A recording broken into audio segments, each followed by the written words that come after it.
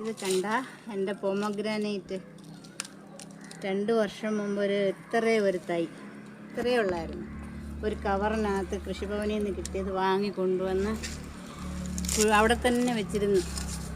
എന്നിട്ട് ഒരു ദിവസം എടുത്ത് കൊണ്ടുവന്നാൽ ഇതിനെ ഉണ്ടാകുമോ ഇല്ലയോ എന്നറിയാമെന്ന് വിചാരിച്ച് ബക്കറ്റിനകത്ത് കൊണ്ടുവന്ന് കുഴിച്ച് വെച്ചു. ആ ചാണകപ്പൊടി ട്രൈക്കോഡർമയും മാത്രം ഇട്ട് കൊണ്ടുവന്ന് കുഴിച്ച് വെച്ചു.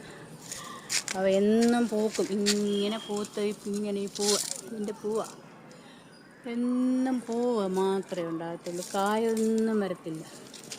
അപ്പോൾ 2 മാസം മുമ്പ് ഞാനൊരു വളം ചെയ്തു, നാനോ പൊട്ടാഷ്. അതിന് ശേഷം ഉണ്ടായ കാകൾ ഇന്ന് 3 കാ, ഇത് 3 കണ്ട ഇനിയും ഉണ്ടായി വരുന്നു. നമ്മുടെ വീട്ടിൽ ഇതൊക്കെ ഉണ്ടാകും. ഒരു ബക്കറ്റ് മാത്രം മതി. നമ്മളെല്ലാവരും ഇങ്ങനെയൊക്കെ ഒന്ന് വെച്ച് നോക്കണം. പൊട്ടാഷ് ചേർന്ന് വളം കൊടുക്കുമ്പോൾ ഏത് കായ്ക്കാത്ത മരവും കായ്ക്കും.